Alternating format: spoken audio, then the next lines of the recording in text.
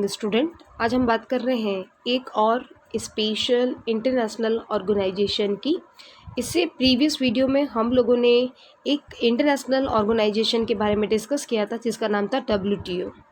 देखिए WTO में क्या होता है कि जो भी इंटरनेशनल लेवल पे अगर कोई ट्रेड किया जाता है या अंतर्राष्ट्रीय व्यापार से संबंधित कभी भी दो कंट्रीज़ में अगर कोई डिस्प्यूट होता है तो उसका सेटलमेंट WTO करता है।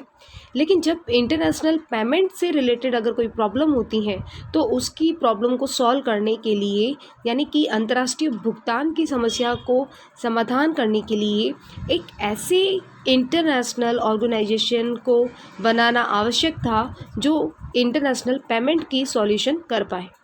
इसीलिए हम कह सकते हैं कि 1944 में अमेरिका के बैटन वुड्स नामक स्थान पर एक इंटरनेशनल मॉनेटरी कॉन्फ्रेंस बुलाया गया जिसमें 44 कंट्रीज़ के रिप्रेजेंटेटिव ने उसमें भाग लिया। यानी कि 44 राष्ट्रीय से प्रतिनिधि आए और उस कॉन्फ्रेंस में पार्टिसिपेंट किया। बहुत ज़्यादा डिस्कशन किया गया कि फर्स्ट वर्ल्ड वार के बाद में इतना इंटरनेशनल पेमेंट से संबंधित जो प्रॉब्लम आई थी, या हम कह सकते हैं सेकेंड वर्ल्ड वार के बाद में जो फॉरेन एक्सचेंज यानी विदेशी विनिमय संबंधी जो प्रॉब्लम आई थी उसके सॉल्यूशन कैसे किया जाए। तो आपको ये याद रखना है कि अमेरिका के बैटन वुड्स नामक पर वहाँ एक कॉन्फ्रेंस बुलाया गया और उसी कॉन्फ्रेंस की वजह से 1945 में एक ऐसे इंटरनेशनल ऑर्गेनाइजेशन को एस्टैब्लिश किया गया जो कि इंटरनेशनल पेमेंट की प्रॉब्लम को सॉल्व कर पाए, राइट। तो 1945 में वहीं अमेरिका के वाशिंगटन DC में एक IMF की स्थापना की गई जिसे हम इंटरनेशनल मॉनेटरी फंड या अंतर्राष्ट्रीय मौद्रिक कोष के नाम से जानते हैं। क्लियर है आपको? तो ये कुछ इसकी इम्पॉर्टेंट फैक्ट थी कि इसको एस्टैब्लिश क्यों किया गया इसके बारे में। चलिए बात करते हैं इसके आगे कुछ इम्पॉर्टेंट फैक्ट की। देखिए सबसे पहले आपको एग्ज़ाम के पॉइंट ऑफ व्यू से याद रखना होगा जिसमें 2 मार्क्स का क्वेश्चन पूछा जाता है कि IMF एस्टैब्लिश कब हुआ। तो IMF की एस्टैब्लिश ईयर यानी कि स्थापना कब हुई है? 27 दिसंबर 1945 यानी 27 दिसंबर 1945 को इसको एस्टैब्लिश किया गया। प्रेजेंट टाइम में अभी अगर हम बात करें 2021 के अकॉर्डिंग कि प्रेजेंट टाइम में इसके प्रेसिडेंट कौन है IMF की, तो क्रिस्टिना जॉर्जिवा। आप देख सकते हैं इसकी पिक मैंने यहाँ लगाई है, क्रिस्टिना जॉर्जिवा जो कि प्रेजेंट टाइम में IMF की प्रेसिडेंट है, राइट। IMF का जो हेडक्वार्टर है वो वाशिंगटन DC अमेरिका में है, ये आपको याद रखना है। और प्रेजेंट टाइम में इसके कितने मेंबर हैं?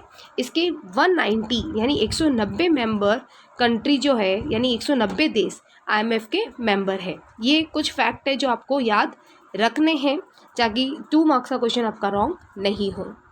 चलिए आगे बात करते हैं इसके ऑर्गेनाइजेशन की। इसके ऑर्गेनाइजेशन का IMF का जो चार्ट बनाया गया है उसमें 3 इम्पॉर्टेंट आप कह सकते हैं स्टेप है। जैसे फर्स्ट बात करते हैं तो फर्स्ट है बोर्ड ऑफ गवर्नर, सेकंड है एग्जीक्यूटिव बोर्ड और थर्ड है मैनेजरल डायरेक्टर। तो ये स्टेप वाइज होगा और सबसे इम्पॉर्टेंट जो आप देखते हैं कि सबसे ऊपर क्या है? Board of governor. Board of governor का मतलब होता है कि यहाँ पे जितने भी मेंबर हैं IMF के कितने मेंबर हैं अभी प्रेजेंट टाइम में? 190 यानी 190 देश इसके मेंबर हैं। हर देश से यहाँ पर 2 मेंबर का सिलेक्शन होता है जो कि गवर्नर और सब्स्टिट्यूट गवर्नर के नाम से जानते हैं, ठीक है। गवर्नर कौन बनता है हर देश का? हर देश में आप जानते हैं कि फिनेंस मिनिस्टर होता है, वित्त मंत्री होता है, वो गवर्नर कहलाएगा। और सब्स्टिट्यूट गवर्नर यानी स्थापन गवर्नर वो होता है हर देश में। आप जानते हैं कि एक केंद्रीय बैंक होती है, एक सेंट्रल बैंक होती है। तो सेंट्रल बैंक का जो गवर्नर होगा, जैसे हम भारत की बात करें तो भारत का जो फाइनेंस मिनिस्टर है अभी है कौन है? मिसेस निर्मला सीतारमण। और अगर हम सब्स्टिट्यूट गवर्नर की बात करें तो कौन है? मिस्टर शक्तिकांत दास। तो प्रेजेंट टाइम में ये हमारे बोर्ड ऑफ गवर्नर के मेंबर रहेंगे। उसी तरह से जितने भी और 190 जितनी भी कंट्रीज़ के जो मेंबर हैं वहाँ से भी 2 व्यक्ति हर देश से आएंगे जो गवर्नर और सब्स्टिट्यूट गवर्नर के नाम से जाने जाएंगे। बात करते हैं सेकंड, आपको ये भी ध्यान रखना है कि बोर्ड ऑफ गवर्नर के ही पॉलिसीज़ नीति जो बनाना है, जो मेन आप कह सकते हैं जो ईयरली मीटिंग्स होती हैं वो उनके यहाँ पे बोर्ड ऑफ गवर्नर्स की होती हैं ताकि वो बेटर डिसीजन ले पाएँ, ठीक है। बात करते हैं सेकंड एग्जीक्यूटिव बोर्ड। यहाँ पे 24 मेंबर कंट्री जो होती है वो मेंबर रहेगी। इसमें इम्पॉर्टेंट आपको ध्यान रखना है कि इसमें 7 कंट्री जो रहेगी जिनके पास में पावर ज़्यादा रहेगा वो कंट्री होती हैं जिनके पास कोटा ज़्यादा होता है। आईएमएफ का मेंबर बनने के लिए हर देश को एक अमाउंट या आप कह सकते हैं एक कोटा सबमिट कराना होता है आईएमएफ के फंड में, जिसमें 7 जो कंट्री होंगी जो जितना ज़्यादा अपना कोटा जमा कराएगी वो क्या रहेगी, उनको थोड़ा पावर एक्स्ट्रा होगा। तो ये एग्जीक्यूटिव बोर्ड में 7 मेंबर तो वो रहेंगे और 17 वो रहेंगे जो कि हर 2 साल से चेंज होते रहेंगे।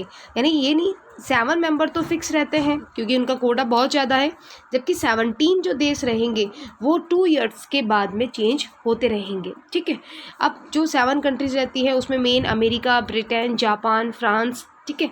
तो ये इम्पॉर्टेंट, ये जो पावर कंट्री रहेगी वो पावर कह सकते हैं जिनके हाथ में रहेगा वो ये 7 रहेंगे और 17 2 ईयर्स से चेंज होते रहेंगे। ये तो बात की हमने कि मेन जो है आईएमएफ को कह सकते हैं कैसे उसको ऑर्गेनाइज़ किया जाता है, कैसे उसका मैनेजमेंट किया जाता है। लेकिन अगर उसके डेली रूटीन के मैनेजमेंट की बात करें तो डेली रूटीन में आप जानते हैं एक मैनेजरल डायरेक्टर होता है जिसे क्या कहते हैं हम लोग, एक प्रबंधकीय निर्देशक होता है। और अभी प्रेजेंट टाइम में प्रबंधकीय निर्देशक कौन है जिसकी अभी हमने बात की थी, जिसका मैंने आपको बताया है क्रिस्टीना जार्जिवा। तो क्रिस्टीना जार्जिवा अभी क्या है, प्रेजेंट टाइम में मैनेजरल डायरेक्टर है जो कि आईएमएफ की डेली रूटीन के जो कार्य होते हैं उसको चेक करती हैं। ठीक है, और साथ ही साथ इसमें कुछ स्टाफ होते हैं जिनका इम्पोर्टेंट कंट्रीब्यूशन रहता है। तो टाइम टू टाइम जो मीटिंग होती है या आईएमएफ के कौन मेंबर कितना बना है, किसने कितना कोटा लिया है, तो ये सब एसडीआर का मैनेजमेंट करना, तो ये सभी जो रहता है वो मैनेजरल डायरेक्टर के हाथ में रहेगा। तो ये है आईएमएफ का ऑर्गेनाइजेशन चार्ट। चलिए आगे बात करते हैं ऑब्जेक्टिव ऑफ आईएमएफ, यानी कि आईएमएफ के क्या क्या उद्देश्य है उसके बारे में। उसके उद्देश्य के बारे में सबसे पहला आप देखिए, प्रमोटिंग इंटरनेशनल मॉनेटरी कॉपरेशन, यानी कि अंतर्राष्ट्रीय मौद्रिक सहयोग की उन्नति करना। आप जानते हैं कि जो भी मेंबर रहेंगे आईएमएफ के वो क्या करते हैं, आपस में एक दूसरे को सपोर्ट करते हैं, एक दूसरे की मदद करते हैं जब उनको नीड रहती है। तो यानी कि जब भी इंटरनेशनल मॉनेटरी कोई प्रॉब्लम आती है तो उनके मेंबर सारे मिलकर उस प्रॉब्लम को सॉल्व करते हैं। यानी कह सकते हैं कि मौद्रिक सहयोग द्वारा विश्व शांति की स्थापना करना इनका मेन ऑब्जेक्ट होता है। सेकंड है रिमूवल ऑफ एक्सचेंज कंट्रोल, यानी कि विनिमय नियंत्रण को हटाना। इंटरनेशनल ट्रेड को बहुत ज़्यादा सपोर्ट करने के लिए जो भी एक्सचेंज संबंधित जो भी कह सकते हैं प्रॉब्लम्स आती हैं तो उनको कंट्रोल करना आईएमएफ का मेन फंक्शन होता है, ताकि इंटरनेशनल ट्रेड यानी अंतर्राष्ट्रीय व्यापार को ज़्यादा से ज़्यादा बढ़ावा मिल सके। थर्ड इम्पॉर्टेंट है और सबसे इम्पॉर्टेंट आप कह सकते हैं ऑब्जेक्टिव ही यही है कि inequality in international balance of payment to reduce, यानी अंतर्राष्ट्रीय भुगतान संतुलन में असाम्यता को कम करना। आप जानते हैं कि जो बीओपी है यानी बैलेंस ऑफ पेमेंट, उसमें हमेशा बैलेंस रहना चाहिए, लेकिन अगर किसी कारण से वो अनबैलेंस हो जाता है या उसमें असाम्यता आ जाती है तो उसको कैसे कम करना है ये आईएमएफ के सपोर्ट से ज़्यादा किया जाता है। यानी कि जिन देशों का बैलेंस ऑफ पेमेंट सही नहीं है उसको आईएमएफ के सपोर्ट से उसको सही करने में सपोर्ट मिलता है। आईएमएफ सपोर्ट करता है उस देश को कि आप अपना बीओपी है वो बैलेंस में कीजिए। इसके लिए आप सकते हैं कि जो शॉर्ट टर्म लोन होता है वो प्रोवाइड करता है आईएमएफ, ताकि बैलेंस ऑफ पेमेंट हर देश का जो मेंबर कंट्री है उनका बैलेंस ऑफ पेमेंट सही बैलेंस में रहे। ठीक है, नेक्स्ट ऑब्जेक्टिव क्या है, लॉन्ग टर्म कैपिटल इन्वेस्टमेंट। ये ज़्यादा से ज़्यादा क्या करते हैं कि ज़्यादा इन्वेस्टमेंट को सपोर्ट करते हैं जिससे इंटरनेशनल ट्रेड को ग्रोथ मिल पाए। यानी कि टोटल प्रोडक्शन में वो इतना इंक्रीज़ करने में सपोर्ट करते हैं या कैपिटल का अरेंजमेंट करने में सपोर्ट करते हैं अपने मेंबर कंट्रीज़ को, ताकि बहुत ज़्यादा लॉन्ग टर्म इन्वेस्टमेंट हो और हर देश का कह सकते हैं इंटरनेशनल ट्रेड ग्रोथ कर पाए। राइट, नेक्स्ट इसका है increase in international trade subsidies. देखिए सिंपल है कि ये ज़्यादा से ज़्यादा इंटरनेशनल ट्रेड यानी अंतर्राष्ट्रीय व्यापार में वृद्धि करना, उसका संतुलित विकास करने में सपोर्ट करता है। अंतर्राष्ट्रीय आईएमएफ क्या करता है कि जो भी पेमेंट होता है उनसे संबंधित प्रॉब्लम को सॉल्व करता है, या कह सकते हैं जो मल्टीलिटरल एग्रीमेंट होते हैं उनको करने में सपोर्ट करता है आपस में जो भी कंट्रीज़ मेंबर रहते हैं उनके लिए। यानी जो IMF है वो अपने सदस्य देशों में जितनी भी इकोनॉमिक अगर कोई प्रॉब्लम है उसको सॉल्व करने में सपोर्ट करता है। साथ ही साथ इंटरनेशनल ट्रेड को ग्रोथ करने के लिए, उसको सपोर्ट करने के लिए, ठीक है, वो हर समय जब भी कोई रेस्ट्रिक्शन आता है या कोई बैरियर आ रहा है, बाधाएं आ रही हैं, उसको दूर करने में IMF सपोर्ट करता है। ठीक है, लास्ट कह सकते हैं एस्टेब्लिशिंग ऑफ एक्सचेंज रेट, ये सबसे इम्पॉर्टेंट है कि विनिमय दर को स्थायी बनाने में सपोर्ट करता है। IMF का जो मेन ऑब्जेक्ट है वो ये होता है कि एक्सचेंज रेट में स्टेबिलिटी रहे, यानी सदस्य बनने के बाद जो भी प्रत्येक देश सदस्य बनेगा वो अपनी एक्सचेंज रेट में स्टेबिलिटी लाए ताकि इंटरनेशनल ट्रेड को बहुत ज़्यादा ग्रोथ मिल पाए। यानी किसी भी देश की अगर एक्सचेंज रेट डाउन होती है तो IMF उसको सपोर्ट करता है, उसको एडवाइस करता है कि कैसे एक्सचेंज रेट को डाउन होने में उसको रोका जा सके, उसे कंट्रोल किया जा सके। तो ये मेन कुछ ऑब्जेक्टिव हैं IMF के, जो कि IMF की स्थापना से संबंधित है कि IMF की स्थापना क्यों की गई, किस मेन ऑब्जेक्ट की वजह से। ठीक है, ये बहुत ज़्यादा इंटरनेशनल कह सकते हैं इकोनॉमिक सपोर्ट करता है अपने कंट्रीज मेंबर को।